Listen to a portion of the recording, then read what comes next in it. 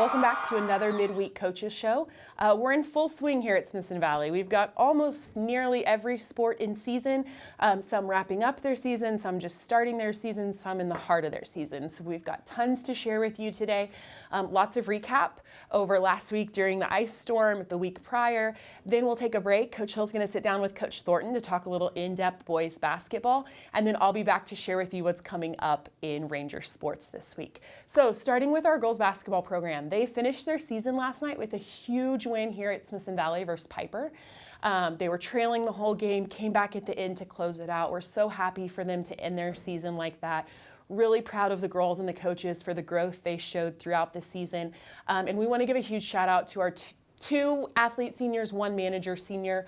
Thank you for everything you've done for the program. We wish you nothing but luck going forward.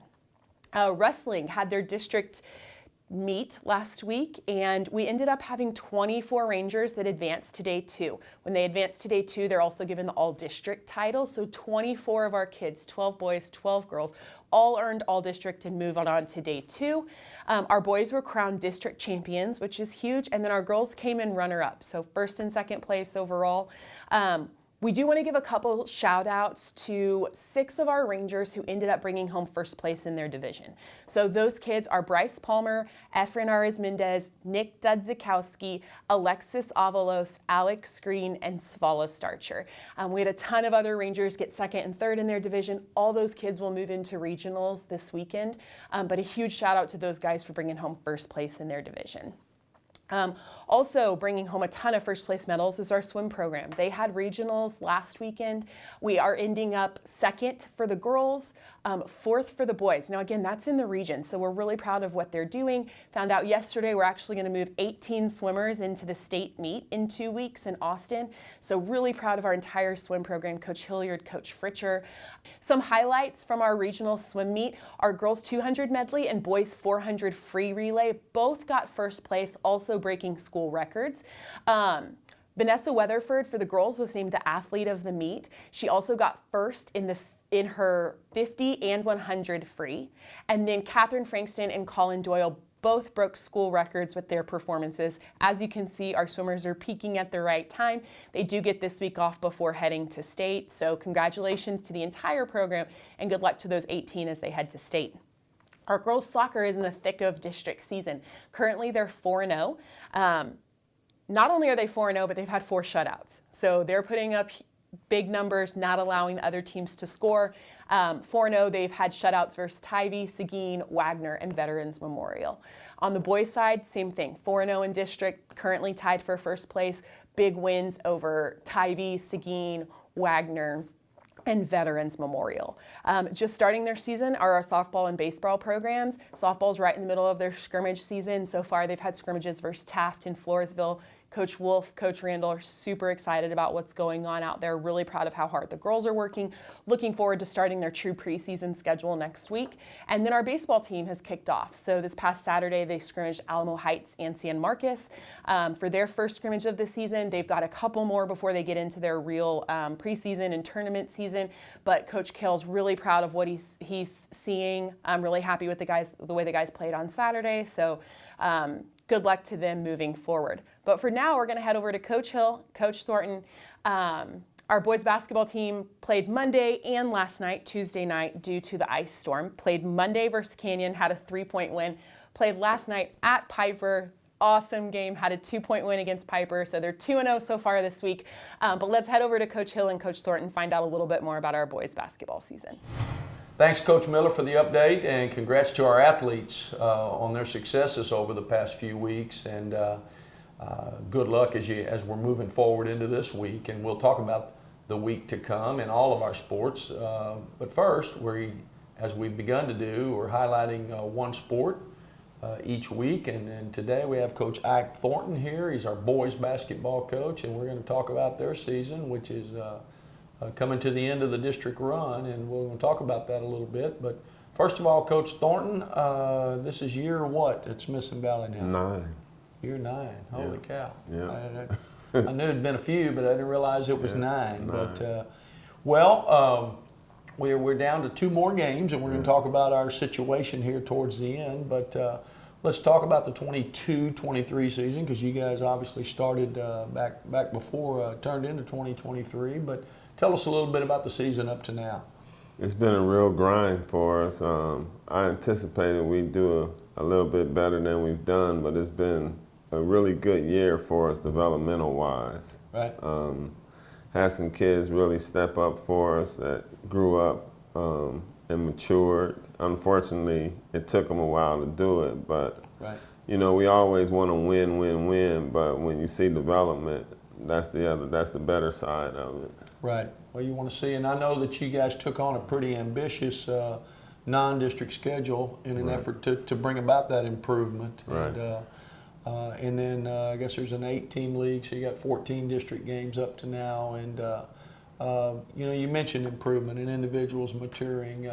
Who are who've been some of your leaders or kids who've been a vital cog in what you're doing? Well, DJ Anazine has been a big factor in our turnaround. He's a point guard and finally started playing like a point guard. I think things slowed down for him, and you know, we were averaging 20 turnovers coming into district play, and right now in district we're only averaging 14, and that's been a big deal for us because you know, some of those turnovers turn into layups on the other end, and the opportunities we missed to get a shot up. So he's been a real big factor. He's a junior. We'll have him back next year. Yeah. And Gavin Laundrie really stepped up last 3 games. He's averaging 18 points. Again, the game has slowed down for him. He's a junior as well. He's averaging 9 points on the season. And then Carson Diamond has really stepped up for us vocally as a leader. He's a senior, and his output has really picked up for us, and he's been a lot more vocal. We lost our leading scorer into third game into district play, Ethan Ortiz, who was averaging 11.6 points and our most experienced returner. Yeah, so, it's tough. Yeah. And also we lost Jack Scoviza. He didn't get to play a game this year. He had a compression syndrome in his shins, where he had bad shin splints and he had to have surgery. So he would have been our point guard coming into the season and the best shooter on the team. So not having him hurt us a little bit, but it gave others a chance to develop. Right. Well, that's good. You mentioned a couple of underclassmen. Obviously, that speaks well for the future. You know, the experience they're gaining along with the other guys that are coming back or coming up from our sub-varsity. But we're nearing the end now. We've got, like Coach Miller said, you've got a couple of big wins here in a row, kind of surging and suddenly find ourselves with 2 games to go, mathematically still alive for a playoff berth and perhaps playing your best basketball here at the end of the year, which is what you always hope to do.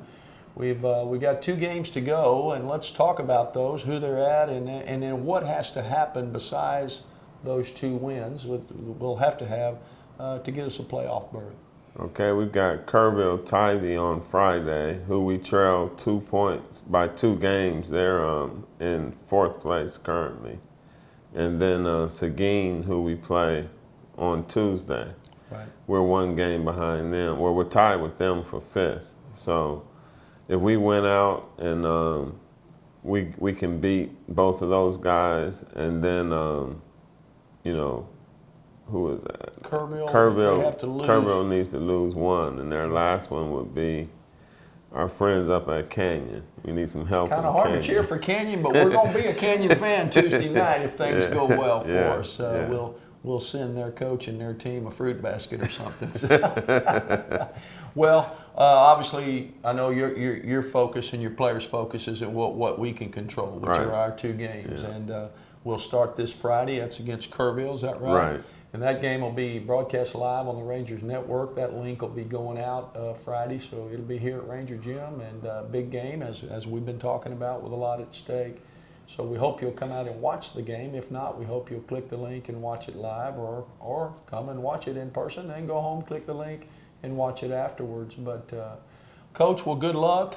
Thanks for being here today, and good luck to you and your players as you close out the year. And Ranger fans, we're going to throw it now back to Coach Miller, and she's going to talk us through the week ahead with all that we have going on in Ranger sports.